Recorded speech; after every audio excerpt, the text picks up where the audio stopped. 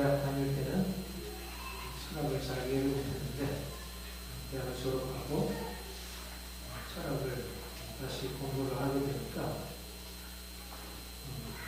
그 안에 많은 유익이 있는 것을 보게 되고요. 우리가 서양 철학하면 많은 철학자들이 있지만 그 중에 가장 대표적으로 서양 철학을 기초로 한 사람은 소크라테스가 있습니다. 소크라테스, 플라톤에 의해서 소크라테스 자신은 저술한 사람인데 플라톤에 의해서 전해지는 그의 대화편, 수많은 대화편들이 서양 철학의 기초가 되고 물론 그것은 소크라테스의 생각만 아니고 플라톤, 그의 제자 플라톤의 생각이기도 하지만 아무튼 소크라테스를 빼놓고는 서양 철학을 생각할 수 없고 인류 문명을 생각할 수 없을 만큼 그렇게 중요한 역할을 한 사람이 소크라테스라는 것입니다. 소크라테스 하면 가장 유명한 말이 너 자신 알라. 그 말은 다시 말하면 우리 인간이 자기 자신을 아는 것이 얼마나 중요한지, 근데 그 자기 자신을 안다는 게 어떤 의미냐면 내가 나를 모르고 있다는 사실이 아닙니다.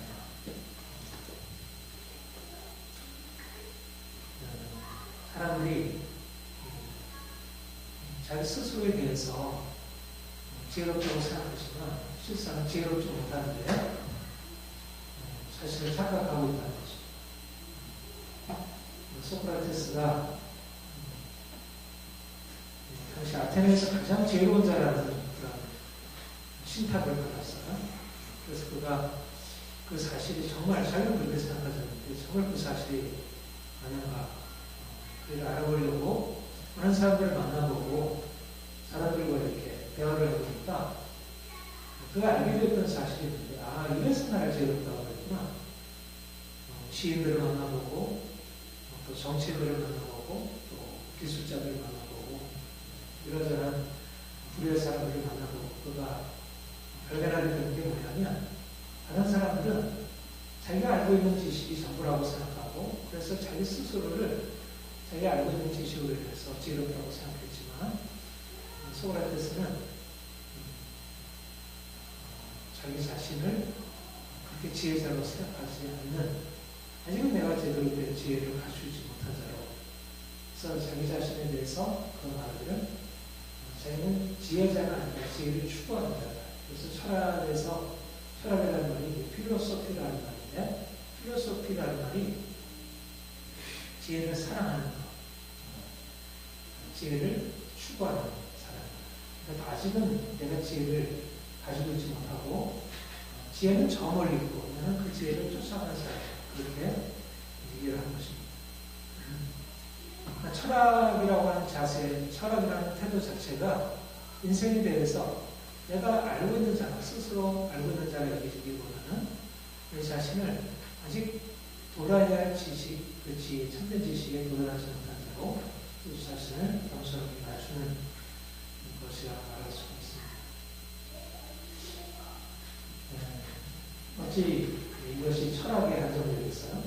인생의 가장 기본적인 태도가 아닐까 생각합니다. 내가 무엇인가 알고 있다고 생각한다면 누군가로부터 배우려고 하지 않겠고요. 알려고 하지 않으면, 배우려고 하지 않으면 그 사람은 성장이 없고 진보가 없습니다. 누가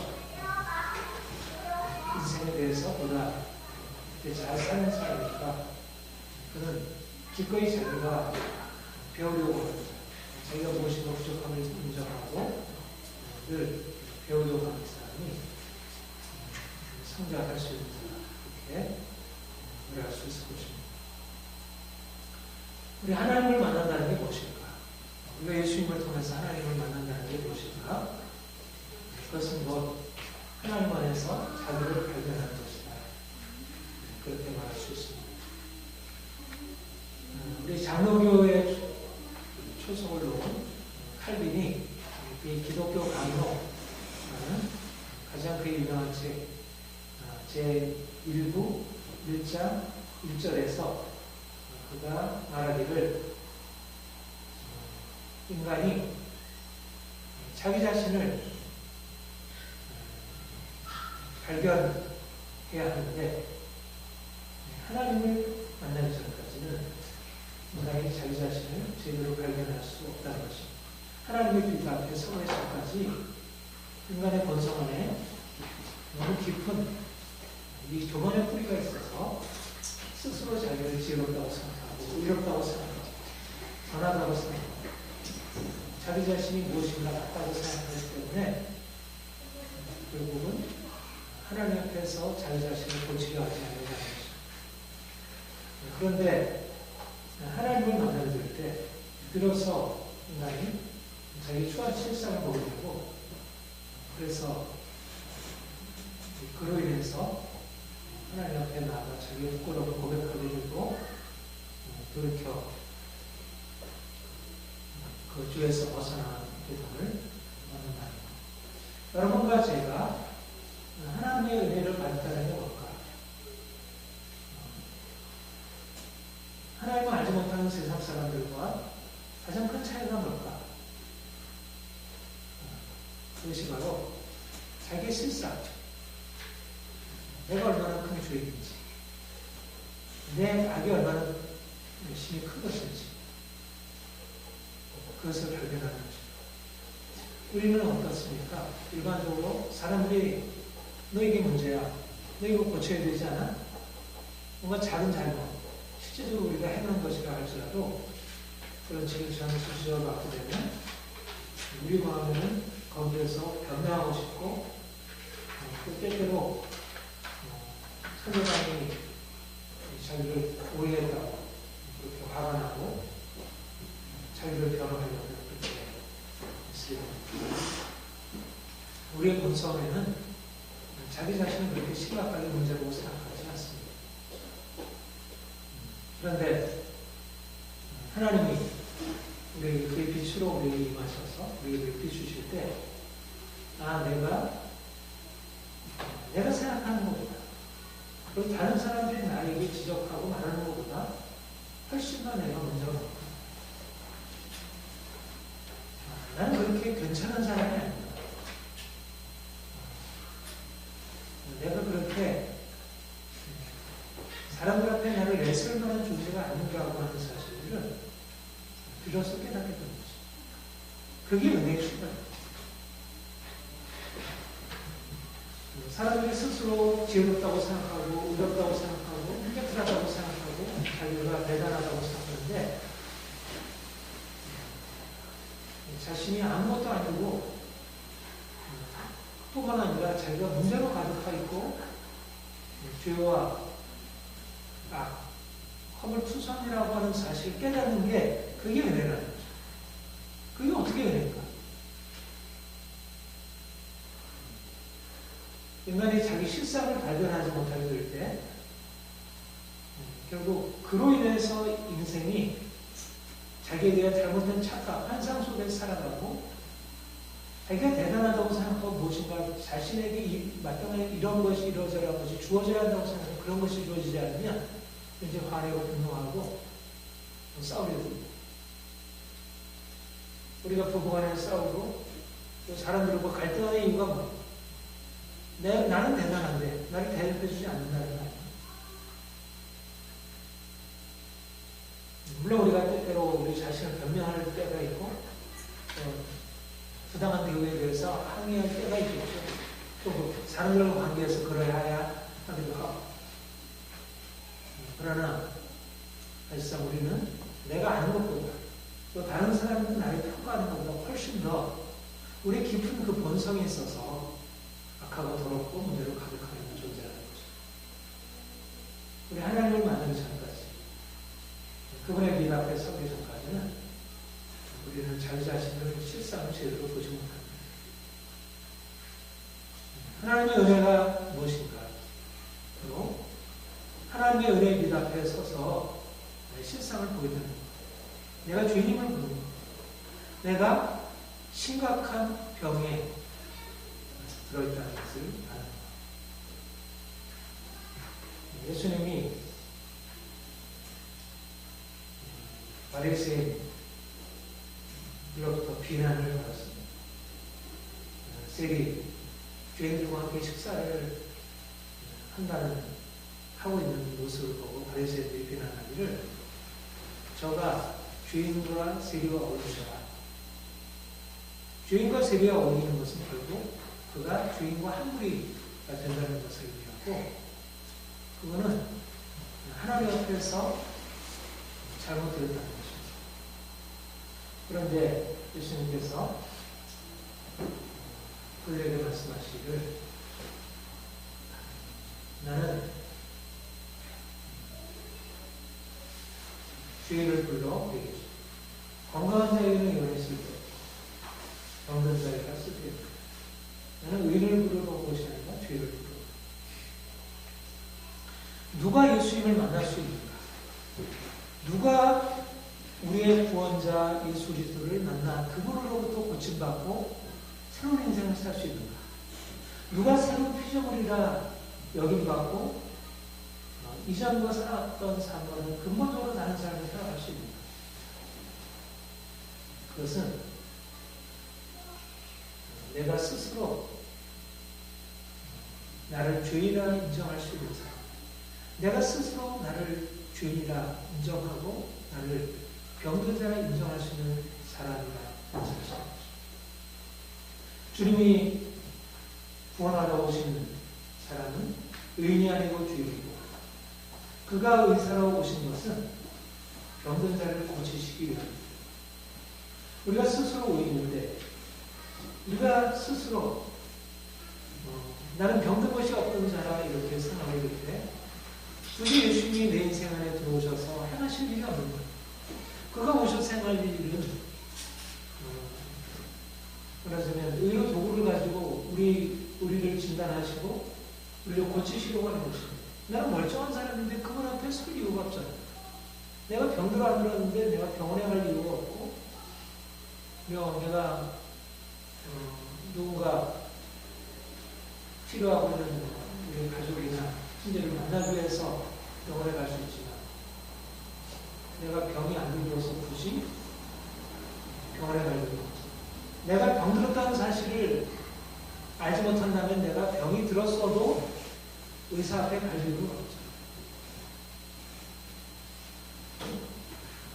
우리가 주님 앞에 나아가 그분의 도움을 받고 그분의 구원을 경험할 수 있는 유일한 전제는 뭐냐면 내가 죄인이구나. 내가 병든 자야. 내가 스스로 설 수 없는 자야.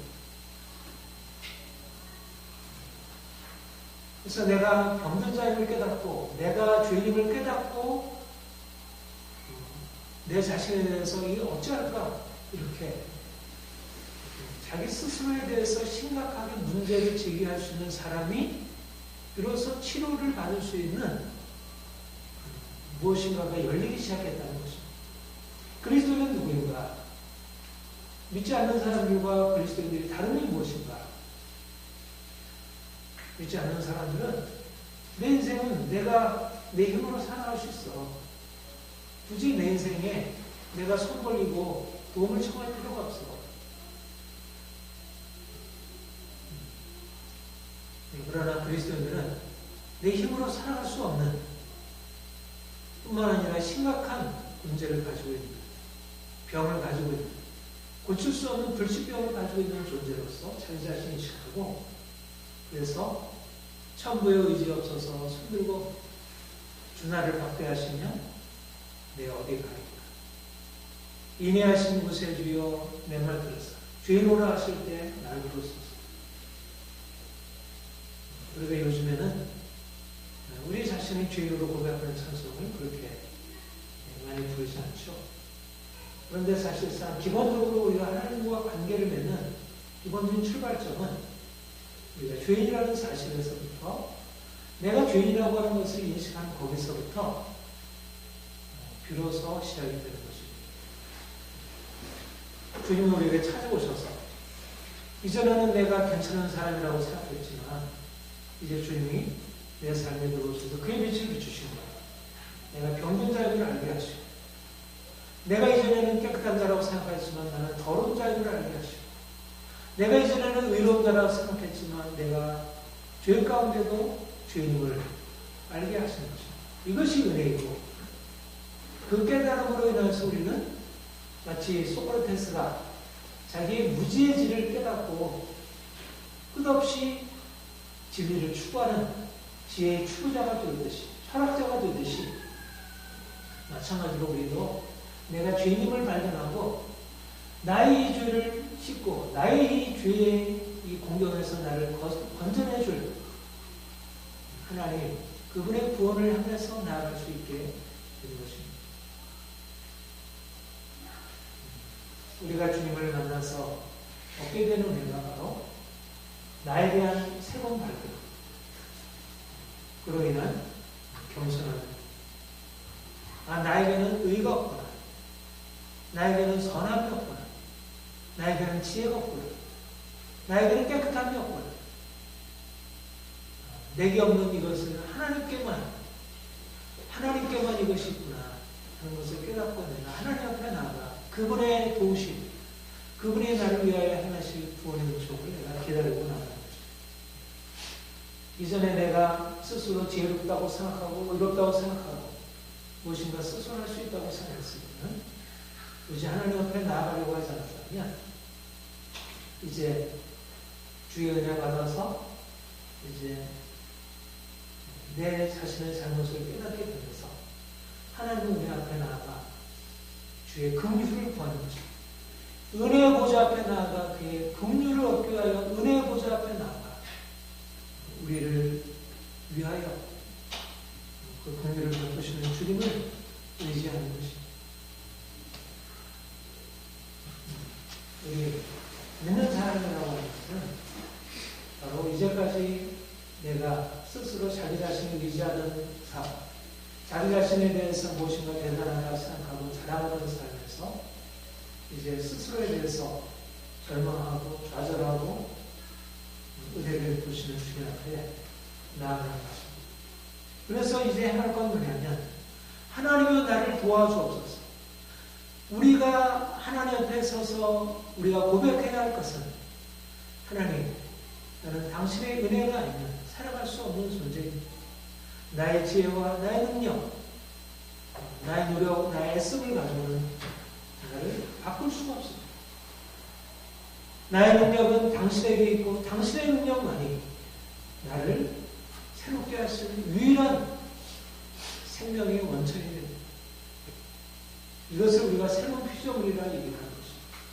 새로운 피조물이라고 하는 것은 그분이 내 인생의 주가 되셔서 내 인생을 다스리고 있다는 사실을 알고 내가 이제까지 나를 의지하고 내 뜻과 내 생각대로 행하는 모든 것에서 이제 바꾸어 주께서 내 인생을 주관하시고 다스리시고 그분에게 내 인생을 맡겨드리고 그분으로 하여금 내 인생을 다스리도록 하는 것.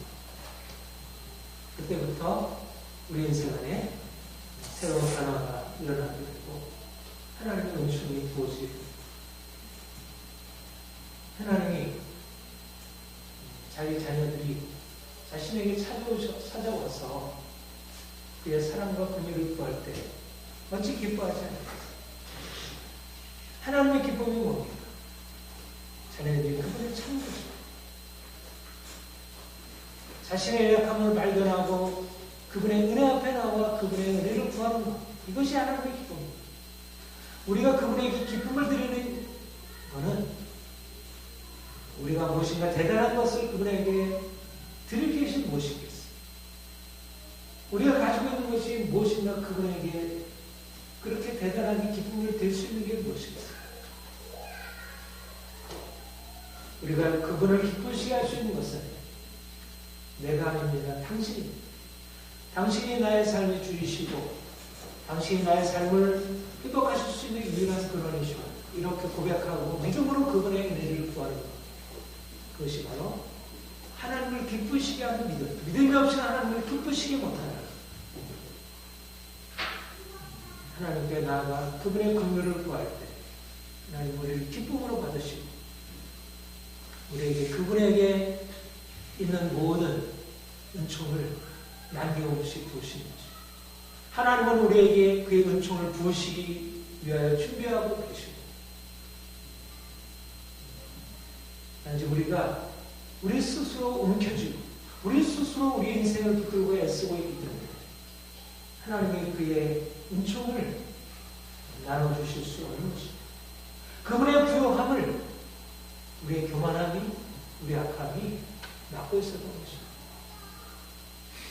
이제 우리가 우리의 더러움과 우리의 연약함을 인정하고 그분 앞에 손들고 나가야 그가 우리를 위하여 한량없는 것을 보시고 부어주시면서 기뻐하시는 것.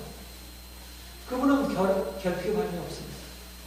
그분은 아무리 나눠줘도 부족함이 없으신 분입니다.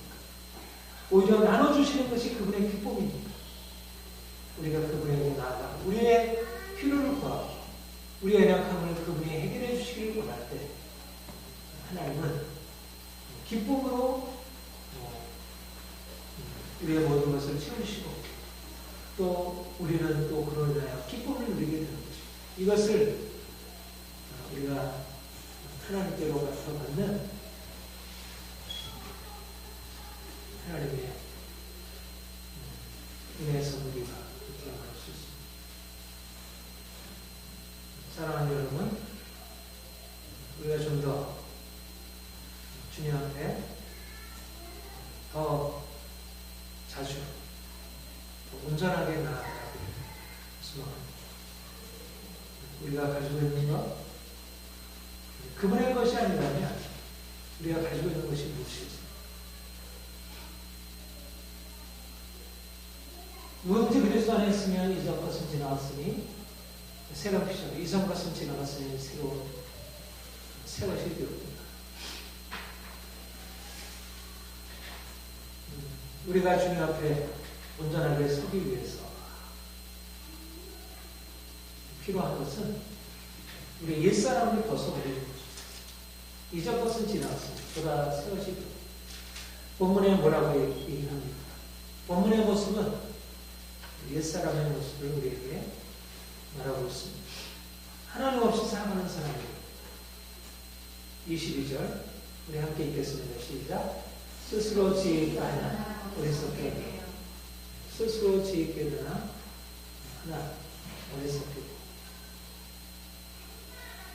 옛사람은 바로 스스로 지혜롭다고 생각하는 사람, 사실상 어리석으면서도 자기 스스로 지혜자라고 생각하는 소피스트처럼. 진정한 지혜자는 나의 어리석음을 깨닫고 그 지혜를 추구하는 사람이 지혜자라고 한다면, 어리석은 자는 자기 스스로 어리석으면서도 자기 스스로 지혜롭다고 생각합니다. 오늘 많은 사람들이 바로 이러한 삶을 살아가고 있습니다. 스스로 지혜롭다 하나 어리석게 됩니다. 왜 그럴까요? 뭔가 자기가 지혜롭다고 생각하는 무엇인가 자기가 가지고 있다고 생각합니다. 눈에 보이는 것, 돈이 있죠. 나름대로 지식이 있죠. 재산이 있죠. 다른 사람들의 인정과 칭찬이 있죠. 나름대로 재능이 있죠. 이것저것이 자기 일이 있기 때문에 무엇인가 자기가 가지고 있는 것을 가지고 자기가 이것을 만들어낸 것이라 생각하니까 내 인생이 나의 지혜로 이렇게 이루어진 것이지, 스스로 교만해지고, 다른 말로 무엇입니까? 스스로 지혜롭다고 하는 것은 하나님 없어도 된다는 거죠. 내 인생은 족하다는 거죠. 하나님 없이도 족하다. 돈으로 된다. 내 지혜가 있어. 내 주변에 사람들이 있어. 나는 돈이 있어.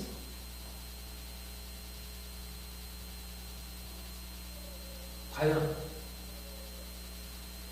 인생이 하나님 없이 자신이 가지고 있는 지혜로서, 자신이 가지고 있는 돈으로서, 자기 주위에 있는 자기를 뒷받침해주는 사람들을 위해서 자족할 수 있습니까?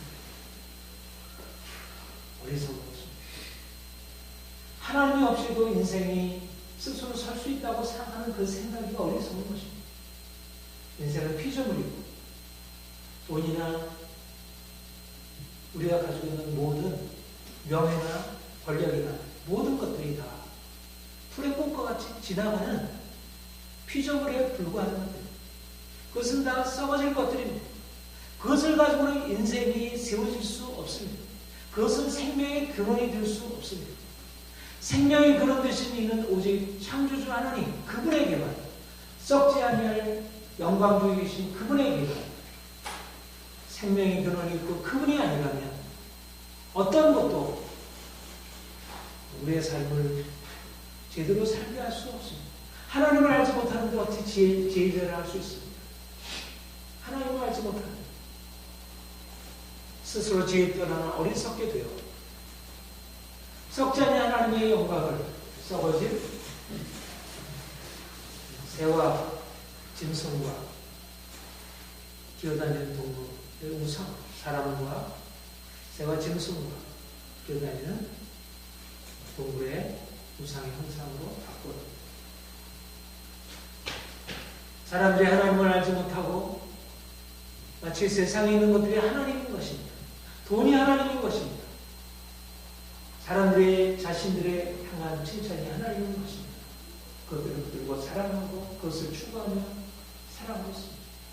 스스로 그것으로 지혜롭다 여기고 있습니다. 하나님은 거기에 대해서 뭐라고 말씀하십니까? 어리석다. 어리석은 자야. 네가 지혜롭다고 생각하느냐? 실상 어리석은 자야. 죽음이 앞에 있는데 하나님을 없이 행하게 되면 결국 생명의 근원 되신 그분으로부터 떠나 있으면 죽음인데 파멸인데 그가 가지고 있는 지혜로서 무엇인가 잠시 행복을 거둘 수 있을지 모르지만 사람들로부터 오는 칭찬을 얻을 수 있을지 모르지만 그러나 그것이 인생의 생명을 보장할 수 없는 것입니다. 그것이 인생의 생명을 보장할 수 있을 것으로 생각하는 그 생각이 어리석은 것입니다. 많은 사람들은 오늘날 돈이 있어서 인생이 행복해. 나는 인생이 괜찮아.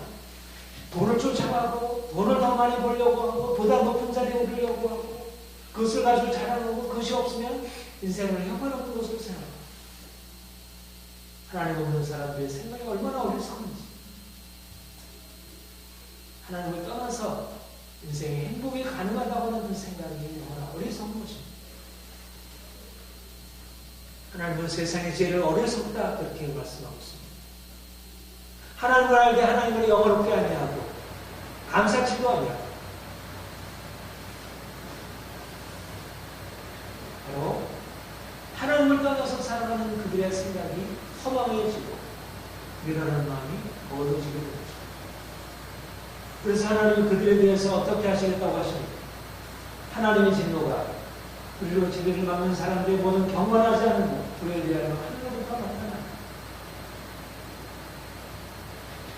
마땅히 하나님께 돌려드려야 할 영광을 하나님께 돌려드리지 아니하고 자기가 한 것이냐 하나님이 주신 걸 가지고 자기가 누리면서도 하나님께 돌려드리지 아니하고 자기를 자랑하고 높이는 그들에 대해 그 경건치 않음에 대해 그들이 하나님이 주신 걸 가지고 자기의 욕심을 채우기 위해서 생각하는 모든 불의에 대하여 하나님께서 어떻게 하시겠다고 하십니까? 하늘로부터 진노로 그들을 심판하시겠다고 하시는 것입니다. 스스로 죄롭다고 하는 사람들은 이 땅에서 사람들로부터 칭찬을 받을 수 있습니다. 사람들이 인정을 받을 수 있습니다. 사람들로부터 존경을 받고 부러움의 대상이 될 수 있을지 모르겠습니다. 그러나 하나님은 그들을 칭찬하지 아니하시고 그들에 대하여 심판하신다는 것입니다. 사랑하는 성도 여러분, 우리는 어떻습니까? 우리 하나님의 은혜 안에 있는 사람들입니다. 이미 우리가 주인됨을 발견한 자들입니다. 하나님의 은혜가 없이는 우리 인생을 제대로 살아갈 수 없는 자임을 아는 사람입니다. 그러나 우리 안에도 여전히 뿌리 깊은 자기 스스로 지혜롭다고 생각하고 자기 자신을 의지하고 세상의 헛된 것을 붙들고 살아가는 뿌리 깊은 교만과 헛된 자랑과 욕망이 우리 안에 내재해 있다는 것입니다.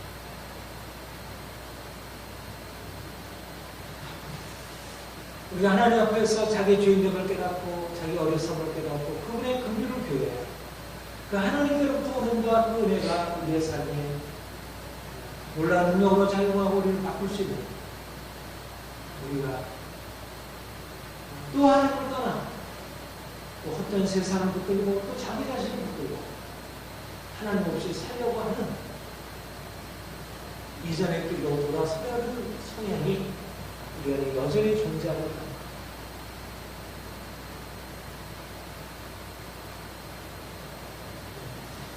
그래서 우리가 날마다 하나님 앞에서 점검해야 할 것은 내가 하나님 없이 스스로 지혜롭다고 생각하고 하나님 없이 행하고 있지 않는지 내 삶의 주 되신 그리스도께서 우리의 삶을 다스리기보다 내가 삶을 내가 스스로 행하고 있지 않는지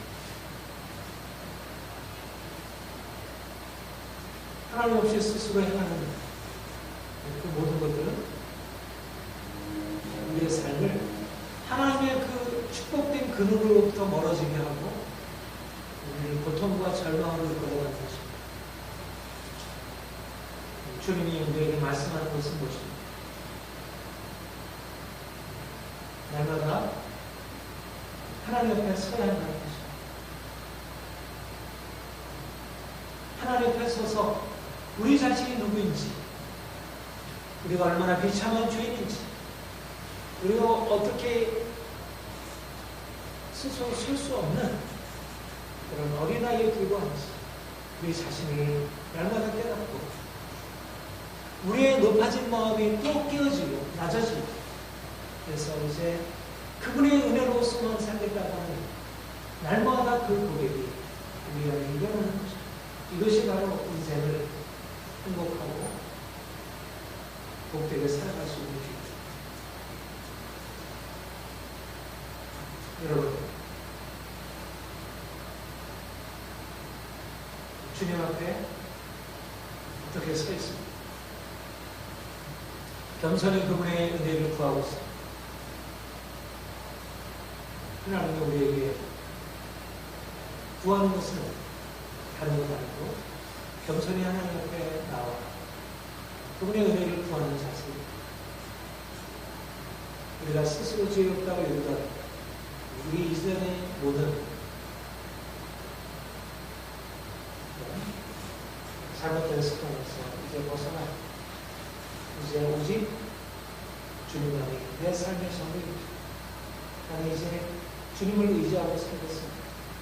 주님 내 삶에 들어오셔서 나를 다스려 주옵소서. 주님이 우리의 삶을 이제 근본적으로 새롭게 하실 것입니다. 날마다 우리에게 우리의 예비하신 은총으로 덮여주실 것입니다. 이런 복된 은혜가 여러분 모두에게 늘 함께 하시는 축복합니다. 이거였습니다.